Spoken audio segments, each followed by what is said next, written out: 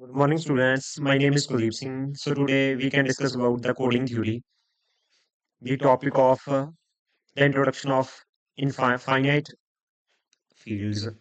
So firstly, we all discuss about finite field.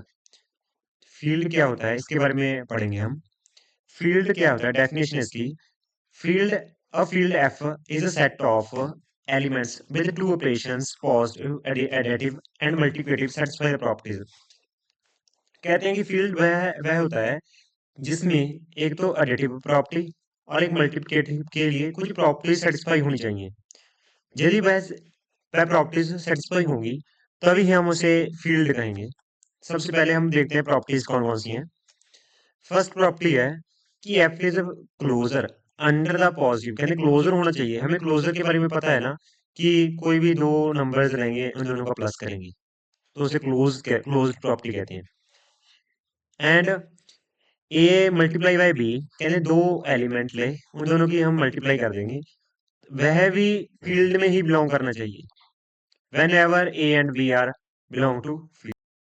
देखिए next operation. Next क्या है ना, ये देखो ये तो फर्स्ट प्रॉपर्टी है. नेक्स्ट प्रॉपर्टी है कि कोई हमें कम्यूटेटिव लॉ पता होना चाहिए. हमें पता है ना कम्यूटेटिव लॉ क्या होता है.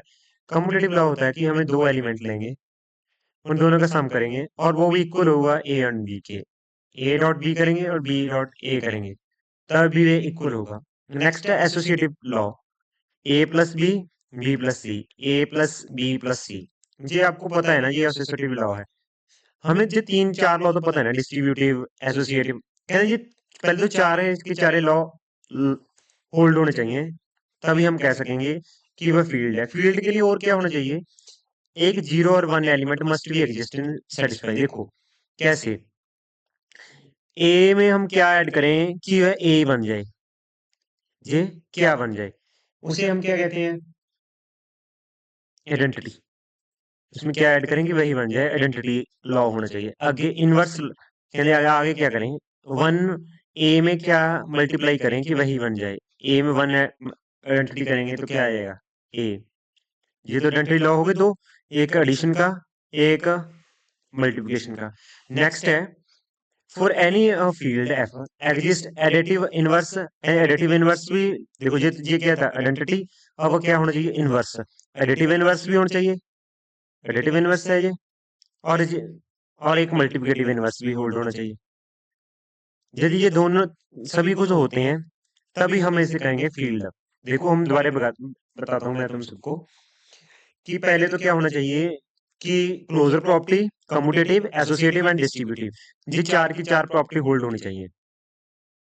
पहले ये चार प्रॉपर्टी होल्ड हो गई. फिर नेक्स्ट हमारे पास दो आइडेंटिटी लॉ होना चाहिए, एक मल्टीप्लिकेटिव का एक एडिटिव का. फिर उसके बाद हमें इनवर्स लॉ होल्ड होना चाहिए मल्टीप्लिकेटिव और एडिटिव के.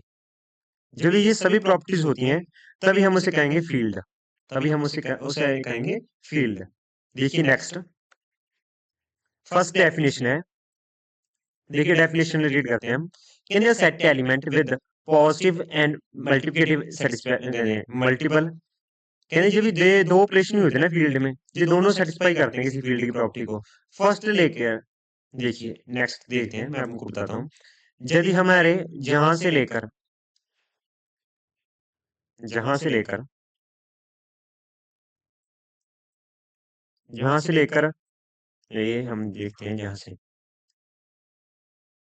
यदि हमारे पास जहां से लेकर जहां तक के ये सभी लॉ होल्ड होते हैं, किसको छोड़कर, हमें छोड़ देते हैं मल्टीपल यूनिवर्स को छोड़कर. तो जिस चार सभी कंडीशन होल्ड होती हैं साथ की साथ तभी हम इसे कहेंगे कि ये एक रिंग है. तो हम इसे क्या कह सकते हैं, रिंग. ये क्या होता है, रिंग. रिंग की डेफिनेशन है ये कि लास्ट नेसेसरी नहीं है, अभी ये हो भी सकती है और नहीं भी हो सकती. ये जरूरी नहीं है. बट पहलियां सात प्रॉपर्टीज होल्ड होनी चाहिए तभी हम इसे कहेंगे रिंग. नेक्स्ट देखिए, ये इंपॉर्टेंट है. ये हमें पता होना चाहिए नेक्स्ट के बारे में कि क्या होता है ये. पहला है कहते डेफिनेशन है, कहते finite field, a finite field f fixed which has a finite number of element, that number is called order of the field. order of field कैसे कहेंगे कि यदि हमने कोई फील्ड ले लिया, कोई एलिमेंट लेते हैं कि जितने भी नंबर ऑफ एलिमेंट होंगे, उसमें जितने भी नंबर ऑफ एलिमेंट होंगे, उन्हें ही हम ऑर्डर ऑफ द फील्ड कहेंगे, उसे ही हम ऑर्डर ऑफ द फील्ड कहेंगे। देखिए एग्जांपल देता हूं मैं आपको एक। हमने कोई रैशनल को हमने ले लिया, रैशनल फील्ड लिया है, ये रैशनल का फील्ड है और ये रियल का फील्ड है। क्या इनमें इनफाइनाइट फील्ड होंगे, हमें पता है ना, इसमें इनफाइनाइट फील्ड होंगे। हम कोई भी दो एलिमेंट लेंगे, उस पर सभी प्रॉपर्टीज होल्ड करेंगे, तो सभी प्रॉपर्टीज होल्ड भी होंगी, तो ये क्या होगा, ये भी फाइनाइट फील्ड होगा और ये भी फाइनाइट फील्ड होगा, होगा ना। देखिए नेक्स्ट नेक्स्ट क्या किया हमने, बट जब हम जेड प्लस लेते हैं, जेड में मतलब है इंटीजर के पॉजिटिव, इज नॉट फील्ड के लिए इंटीजर नहीं होगा, as two has no multiplicative inverse. Two का मल्टीप्लिकेटिव इनवर्स क्या होगा, टू का मल्टीप्लिकेटिव इनवर्स क्या करें, मल्टीप्लिकेटिव इनवर्स क्या होता होना चाहिए, 1/2, 1/2, 1/2 होना चाहिए। बट 1/2 क्या है, एक इरेशनल नंबर है। 1/2 क्या है, एक इरेशनल नंबर है। यदि ये इरेशनल नंबर है तो ये किस में नहीं आया, इंटीजर्स में। सो ये क्या है, जेड प्लस डॉट जीरो क्या है, यह यह फील्ड नहीं है, नॉट फील्ड। समझ आया सभी को। और मैं अभी आपको एक चीज बताता हूँ कि ना, ये सब के बारे में हमें कैसे, कहां से, कब पता चला, हम देखते हैं। आपको मैं पहले बताता हूँ इसमें क्या कह रहे हैं। इसमें कहते हैं कि द फॉलोइंग, इसे रीड करिए please. The following fundamental result about the finite field, जो फाइनाइट फील्ड के बारे में हमें बताया fundamental rule was provide by the, कहते वो हमें किसने दिया था, गैलोल्जिस, इन्होंने दिया था।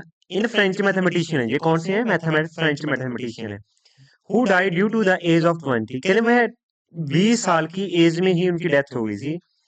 बट वो फेमस बहुत हुए हैं इसके लिए, प्रोवाइड, उन्होंने प्रोवाइड कराया है general quintic equation is not solvable by a radical, कहते वो कहते हैं कि जो जर्नल क्वांटिक इक्वेशंस हैं वह कभी भी सॉल्वेबल और रेडिकल नहीं होंगी, वह सॉल्वेबल एंड रेडिकल नहीं होंगी। यदि आपको ये सॉल्वेबल और रेडिकल के बारे में नहीं पता ना, तो हमने यूट्यूब पर हमने अपनी वीडियो डाली है कम्यूटेटिव अलजेब्रा के नाम से, उसकी प्लेलिस्ट में होगा ये, आप वहां से चेक कर सकते हैं इसे। नेक्स्ट देखिए, नेक्स्ट एक रिमार्क लिखा है, रिमार्क पढ़ना जरूरी है। रिमार्क में क्या क्या लिखा है, देयर एग्जिस्ट अ फील्ड, कहते हैं कोई फील्ड एग्जिस्ट करता है, उसका ऑर्डर क्या है, क्यू। क्यू ऑर्डर का मतलब उसमें क्यू एलिमेंट्स हैं। If and only if Q is prime, यदि उसका ऑर्डर प्राइम हो, फॉर एग्जांपल क्यू लिया है, वो उस किसमें इतने एलिमेंट हैं, पी की पावर क्यू, पी क्या है, प्राइम, के उसकी वन पॉजिटिव इंटीजर है। यदि पी कोई प्राइम पावर का एलिमेंट हो, यदि वो पी, जो पी है उसकी प्राइम है और उसकी पावर जो क्यू है उसमें प्राइम एलिमेंट हो, तो हम कह सकते हैं इसमें ओनली वन फील्ड ही ऑर्डर होगा, उसमें जो फील्ड होगा उसका कितना ऑर्डर होगा, फील्ड का वन ऑर्डर फील्ड होगा। जितना इंपॉर्टेंट नहीं है, बस वैसे कर सकते हो आप।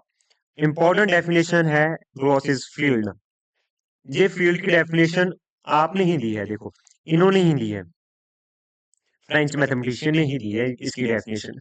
आपको हम देखिए, आपको भी कॉन्फिडेंस होना चाहिए कि वह 20 साल की एज में ही हमें डेफिनेशन दे रहे हैं, तो हमें भी कुछ ना कुछ एक्स्ट्रा एक्स्ट्रा एक्सेप्टेंस करनी चाहिए।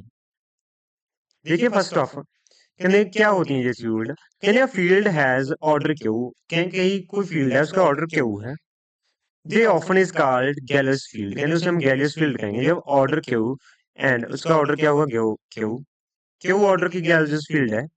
मेनली हमने आपको बताया कि वो क्या होना चाहिए, ऑलमोस्ट प्राइम होना चाहिए ऑलवेज। देखो डिनोट करते हैं हम ऐसे, गैलो गैलोसिस फील्ड को, गैलोस फील्ड को हम ऐसे डिनोट करते हैं, GF।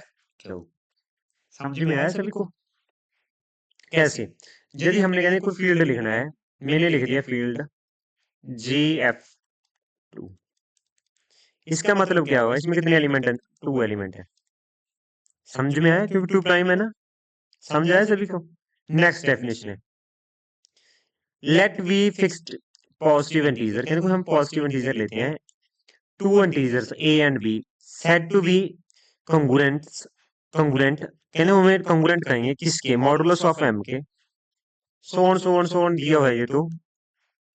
कहते हम कह रहे हैं, पहले हम ये नहीं, पहले आपको हम ये कराते हैं, फिर हम डेफिनेशन कराएंगे, आपको डेफिनेशन बहुत बढ़िया से क्लियर होगी। चलो पहले करा ही देते हैं, डेफिनेशन ही करा देता हूँ मैं। देखो let M be a fixed field, क्या पॉजिटिव इंटीजर, क्या हमने एम को फिक्स्ड एम पॉजिटिव इंटीजर ले लिया है।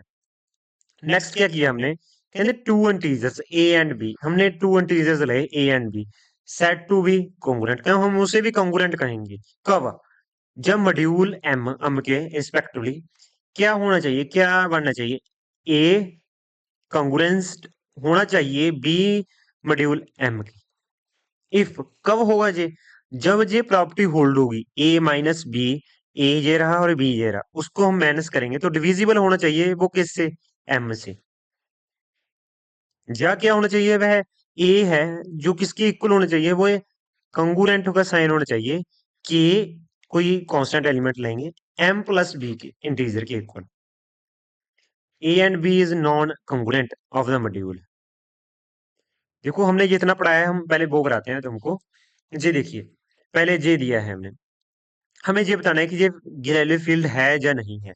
हम कैसे चेक करके बता सकते हैं ये है या नहीं, ये देखिए कैसे, कि जैसे कि हमने ये देखा है ना स्टार्टिंग में, हम क्या, हमने जो पहले प्रॉपर्टी पढ़ी है उसके अनुसार चलते हैं।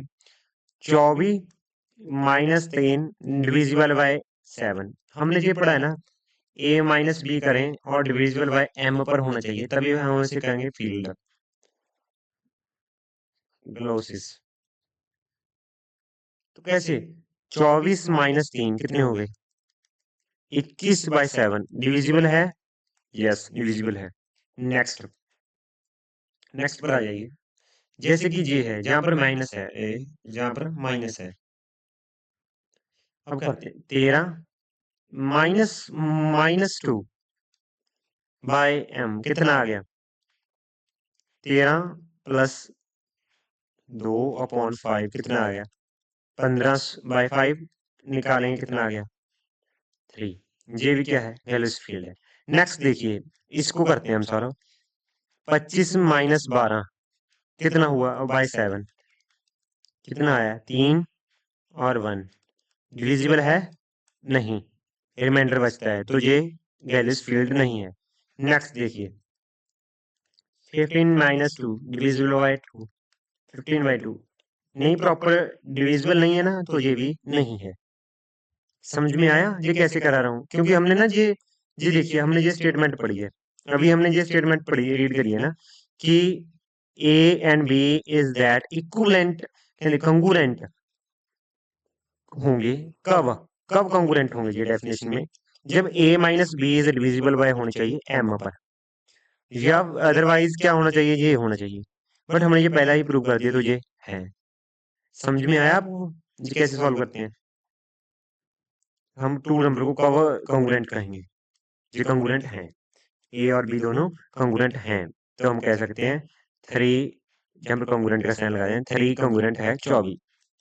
समझ में आया। नेक्स्ट देखिए, नेक्स्ट ये थ्योरम है, इस थ्योरम को हमें एक बार रीड करना है सिर्फ, इसकी हमें इंपॉर्टेंट है। कहते सपोज कीजिए ए इज इक्वल है, कंगुरेंट है किसके, ए कोई नवा ए एलिमेंट है मॉड्यूल एम के, सेम बी कंगुरेंट है बी मॉड्यूल मॉड्यूल एम के, देन क्या होता है, ये प्रॉपर्टीज हमारे थ्योरम में लगेंगी कि जब भी हम दो नंबर का सम करेंगे तो क्या होगा, a dash plus b dash is equal to module, क्योंकि हमने लेफ्ट साइड का सम किया है, इन साइड को सम किया है, इसे का सम कर देते हैं हम और इनका सम कर देते हैं, तो ये आ जाएगा। नेक्स्ट हम मल्टीप्लाई करते हैं ए डॉट बी का, तो हम इसकी और इसकी मल्टीप्लाई करेंगे तो क्या है, मॉड्यूल एम तो सेम है, सेम रखेंगे, और ये डैश है और डैश जो ये सेम आएगा। समझ में आया सभी को। यदि किसी को कोई डाउट हो तो प्लीज कमेंट सेशन में कमेंट करके बता दीजिएगा।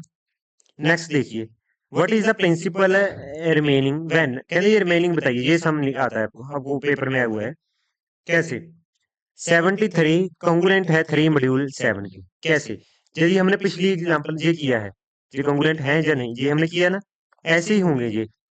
73 माइनस 3 कितना आया, 70 मॉड्यूल है 7 पर, यस है, ये कॉन्ग्रुएंट है। 72 ये भी मॉड्यूल है। तो हमने जो पहली प्रॉपर्टी पढ़ी है, सेकंड प्रॉपर्टी, कहते जो भी दो एलिमेंट्स हो उन्हें मॉड्यूल करना हो, उनकी मल्टीप्लाई कर देते हैं। कहते हमने यहाँ पर मल्टीप्लाई कर दी, 73 मल्टीप्लाई बाय 72, किसके मॉड्यूल होगा, 3 बाय 3 मॉड्यूल 7 है, सेम का सेम रख दिया हमने। अब कुछ बच्चे कहेंगे सर यहाँ से समझ नहीं आ रहा, कैसे। अब हम इसको प्रॉपर खोल के लिखता हूँ, मैंने क्या लिखा है, 9 मॉड्यूल 7 आया ना। बट देखिए 9 को डिविजिबल होगा, जब डिविजिबल होगा तो हम क्या करेंगे, डिवाइड करेंगे, तो रिमाइंडर कितना बचेगा, 2। रिमाइंडर बार लिखते हैं ना मॉड्यूल के, कितना आया, 2 मॉड्यूल 7। समझ में आया बच्चे सभी को।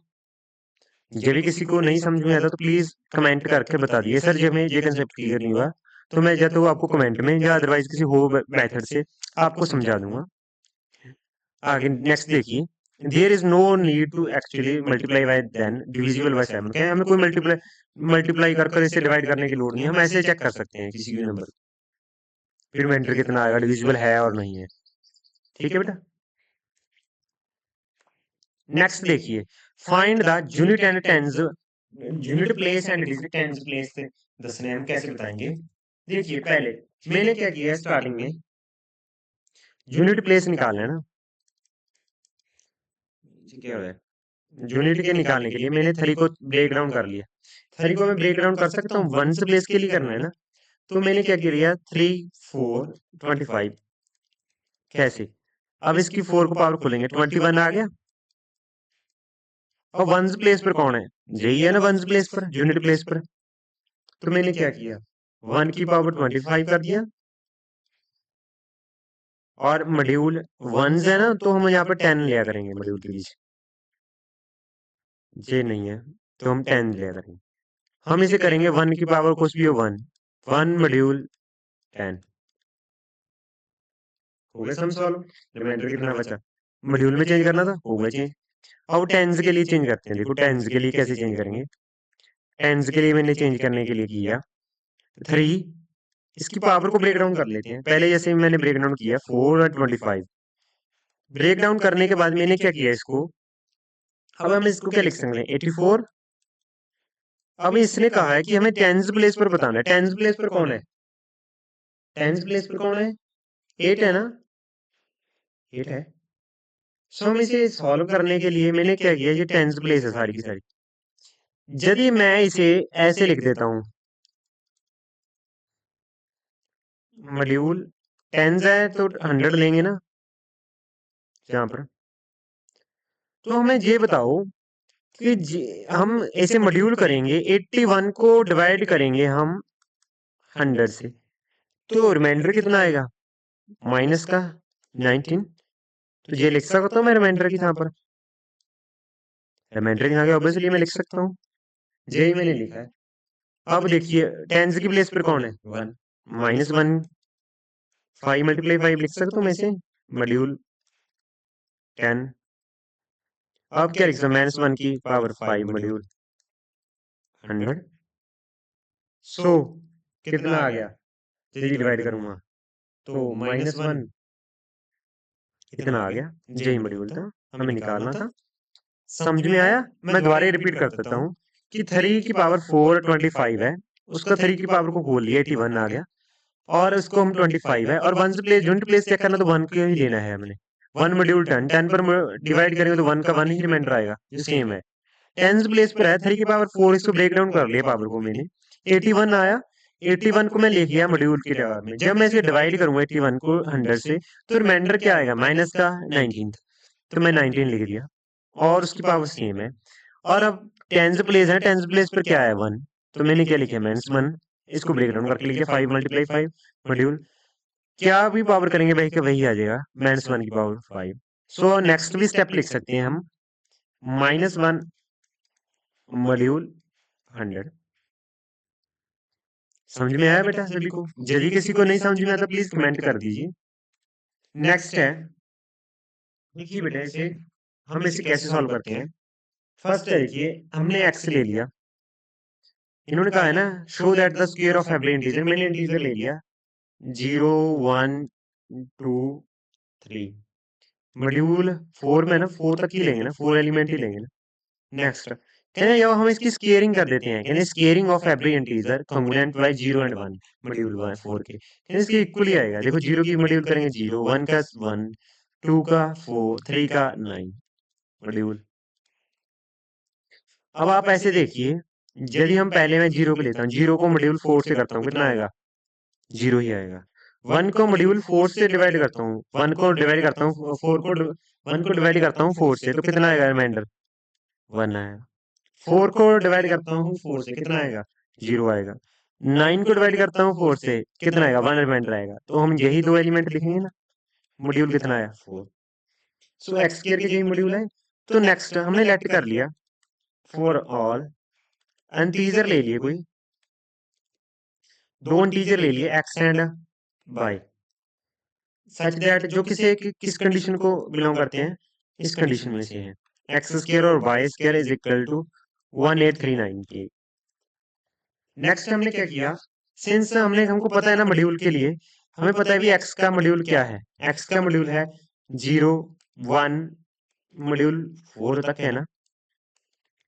एंड और हमें क्या पता है बाय स्क्वायर का क्या मॉड्यूल होगा, 0 होगा या फिर 1 होगा, मॉड्यूल 1 के प्रोस्पेक्टिव से। तो हमने क्या किया, इस इक्वेशन को लिखते हैं X square by square is equal to 1839।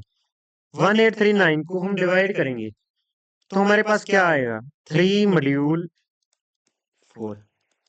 जब हम इसे डिवाइड करेंगे, आप इसे डिवाइड करो, डिवाइड कर कर देखना कि जब हम इसे डिवाइड करेंगे तो रिमाइंडर कितना बचेगा। जितना रिमाइंडर बचेगा वही हम लिखते हैं ना। देखिए आपको दोबारा बताता हूँ, जितना रिमाइंडर बचता है हम उतना ही लिखते हैं। इसको डिवाइड करेंगे तो 3 रिमाइंडर बचेगा, तो कितना आएगा 3 मॉड्यूल 4। बट हमने क्या देखा है कि कहाँ आंसर कितने आए हैं, कितने मॉड्यूल आए हैं 2, और जहां पर कितना आता है 3, तो नॉट ट्रू, यह ट्रू नहीं है। क्यों, एज इसके अकॉर्डिंग ये कह रहे हैं कि ये होना चाहिए, क्या होना चाहिए 0 1 2 मॉड्यूल 4, ये होना चाहिए ना। बट हमारे पास क्या है 0 1 मॉड्यूल 4, सो ये क्या नहीं है ट्रू। समझ में आया सभी बच्चों को, यदि नहीं आया तो प्लीज कमेंट कर दीजिएगा। नेक्स्ट देखिए हमारा सबसे बढ़िया इंटरेस्टिंग टॉपिक है, यदि किसी को कोई डाउट है प्लीज कमेंट कर दो, और ये टॉपिक बढ़िया है। भी देखिए जैसे हमने पहले किया था ना, कहते गोलिस फंक्शन है किसके प्राइम नंबर है ना, हम यही लिखते थे ना पहले क्लास में। हमको दिखाता हूँ मैं तुम्हें, ये हमने यही पढ़ा था ना यहाँ पर क्लोसिस फंक्शन के बारे में। देखिए हम इसके बारे में कर रहे हैं, कहते जैसे ये फंक्शन है, इसमें क्या है जी कितने दिए है इंटीजर 2, मतलब 0 और 1 होंगे। कहते जैसे एडिशन और मल्टीप्लिकेशन करके दिखाना है। देखो एडिशन और मल्टीप्लिकेशन का क्या रूल है, एडिशन का रूल है कि यदि जो भी डिजिट सेम आते हैं उसके लिए हम 0 बरतेंगे, 0 और 0 कितना आएगा 0, 1 और 1 कितना होगा 0। क्यों, क्योंकि ये डिजिट सेम है। अदरवाइज अदरवाइज क्या लिखेंगे, जो सेम नहीं है उनके लिए 1। कितना क्लियर हुआ सभी को। नेक्स्ट ये सब तुमने निकालना है, कैसे निकालोगे एक बार प्रैक्टिस के लिए निकाल कर देखो इसे। मैं मल्टीप्लाई का कराता हूँ, तब तक क्लास को पॉज कर लीजिएगा। देखो पहले मल्टीप्लाई करा देते हैं फिर ये करा देंगे। मल्टीप्लाई मल्टीप्लाई के लिए उल्ट है, मल्टीप्लाई के लिए उल्ट है। जो सेम है उनके लिए हम क्या यूज करेंगे, जो सेम सेम डिजिट है उसके लिए हम 1 यूज करेंगे। नहीं, मल्टीप्लाई करते हैं पहले, पहले आप इसे मल्टीप्लाई करो, 0 और 0 को मल्टीप्लाई करेंगे कितना आएगा 0। नेक्स्ट 0 को 1 से मल्टीप्लाई करेंगे कितना आएगा 0। इसको इजीली भी कह सकते हैं, 1 को 0 से मल्टीप्लाई करेंगे कितना आएगा 0, 1 को 1 से मल्टीप्लाई करेंगे कितना आएगा 1। समझ में आया। अब इसे करके देखो, 0 को 0 से मल्टीप्लाई करिए 0, ऐड करेंगे बेटे sorry, 0 plus 0 0, 0 plus 1 1, 0 plus 2 2, 1 plus 0 1, 1 1 2। हम यहाँ पर नेक्स्ट 1 को 2 से मल्टीप्लाई करें कितना आएगा 3, आना तो 3 चाहिए, बट यहाँ पर मॉड्यूल कितना है 3, तो हम 3 को 3 से डिवाइड करेंगे, कितना आएगा यहाँ पर 0। वो मॉड्यूल वाली प्रॉपर्टी लगानी है ना, भी उतने ही एलिमेंट आने चाहिए जितने इसमें है, इसमें एक्स्ट्रा एलिमेंट नहीं आना चाहिए। ये भी इसमें यहाँ पर 0 और 1 एलिमेंट है, तो यहाँ पर यही एलिमेंट आने चाहिए, कोई ज्यादा एक्स्ट्रा एलिमेंट नहीं आना चाहिए। जैसे नेक्स्ट देखिए 0 और 2 आएगा, 2 और 1 कितना आएगा 3 यहाँ पर एलिमेंट्स में नहीं है, तो 3 को 3 से डिवाइड करेंगे, कितना आएगा 0।